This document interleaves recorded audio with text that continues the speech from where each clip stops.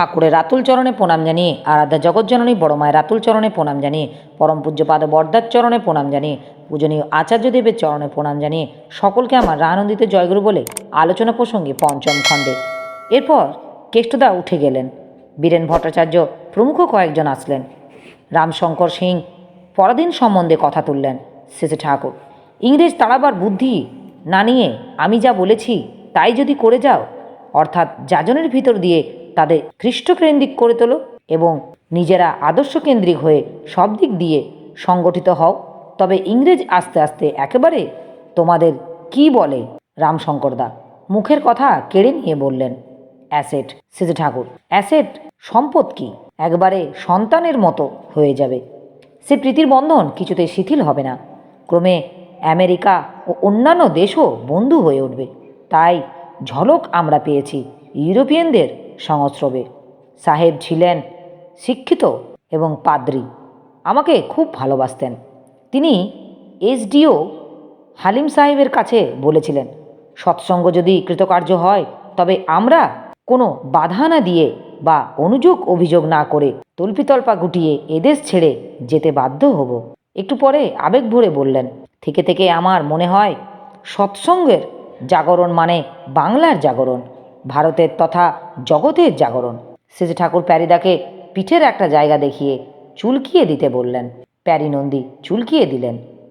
কোনো একজন কর্মী সম্বন্ধে কথা উঠতেই বঙ্কিম রায় বললেন, দাদাটি খুব ভাবপ্রবণ। শেষে ঠাকুর, ভাবপ্রবণ হওয়া খুব ভালো, যদি নিষ্ঠা থাকে ও কর্মঠ হয়।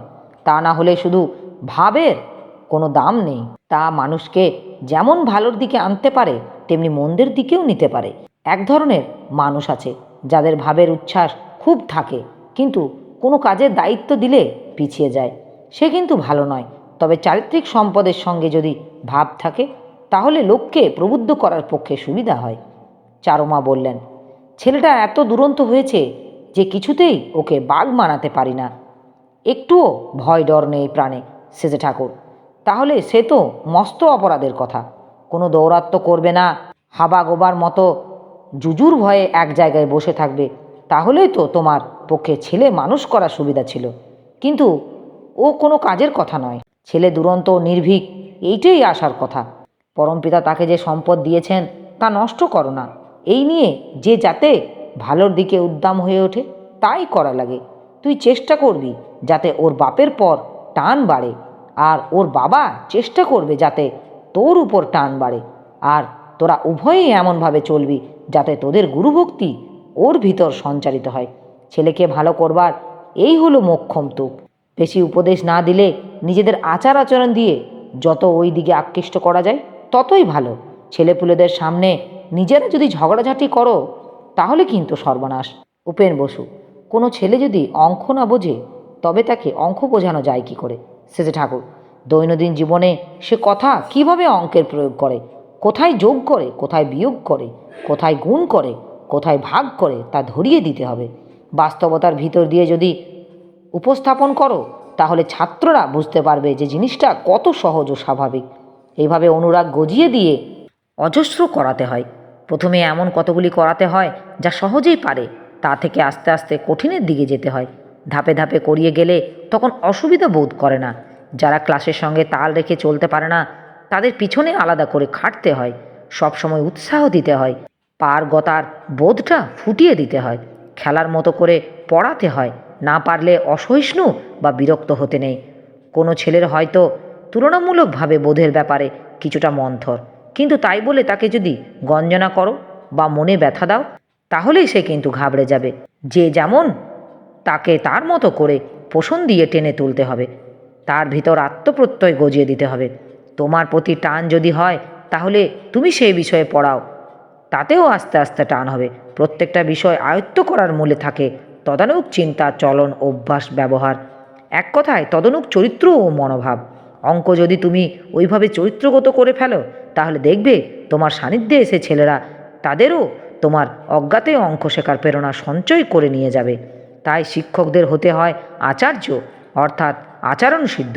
অঙ্ক যদি তুমি অমন্তরভাবে আয়ত্ত করো তখন তোমার মামুলি কথাবার্তার ভিতর দিয়ে অঙ্ক সঞ্চারিত হবে। সব বিষয় সম্বন্ধেই এমনতর। তাই যে কোনো বিষয়ে পড়াতে তদানুক দৃষ্টিভঙ্গি, চিন্তাধারা ও অভ্যাস সঞ্চারিত করা লাগে। এই ভিত্তিটুকু করে দিলে তার উপর দাঁড়িয়ে ছাত্ররা যে কত দূর এগোতে পারে তার কোনো ঠিক ঠিকানা নেই। আর অঙ্ক শেখাতে গেলে ধারাপাত, নামতা ইত্যাদি ভালো করে শেখাতে হয়। ঋত্বিক অধিবেশন আগত প্রায়, সেই সম্পর্কে কয়েকটা কথা প্রমোদ দে জেনে গেলেন। একটি ছেলে এসে বললেন, ঠাকুর, আমি একটা ময়না পুষেছি। শেষে ঠাকুর, তাই নাকি? খুব ভালো করে যত্ন করবি আর নজর রাখবি যাতে বিড়াল টিড়ালে না ধরে। ছেলেটি বলল, আচ্ছা। শেষে ঠাকুর, কথা বলতে পারে নাকি? ছেলেটি, একটু একটু করে শেখাচ্ছি। শেষে ঠাকুর, খুব ভালো। আর শেখাতে গেলে নানা জনে নানাভাবে শেখাতে নেই, তাতে শিক্ষা ভালো হয় না। পাখির একটা মর্জি আছে, রুচি আছে, তাই বুঝে বিরক্ত না হয় এমনভাবে একজনের হাতে যত্ন ও শিক্ষা হওয়া ভালো। এই পাখিটাকে যদি ভালো করে পুষতে পারিস তাহলে দেখবি তার ভিতর দিয়ে তোর বুদ্ধি কত বেড়ে যাবে। পাখি তো আর মনের কথা বলতে পারে না, তাই নজর করে বোঝা লাগবে। ছেলেটি চলে যাবার পর শেষে ঠাকুর বললেন, আজকাল আমরা শিক্ষা বলতেই বুঝি লেখাপড়া, কিন্তু বাস্তব কাজকর্মের ভিতর দিয়ে যে কতখানি শিক্ষা হয় তা আর বুঝি না। বাড়িতে গরু, বাছুর, কুকুর, বেড়াল, পাখি ইত্যাদি যা থাকে, ছেলেপুলেরা যদি সেগুলিকে আদর যত্ন করে তাহলে তার ভিতর দিয়ে কিন্তু অনেকখানি বোধ বাড়ে। কোনো অতিথি বা আত্মীয় স্বজন আসলে নিজেরা সঙ্গে থেকে ছেলেপুলেদের দিয়ে তাদের সেবা যত্ন করাতে হয়।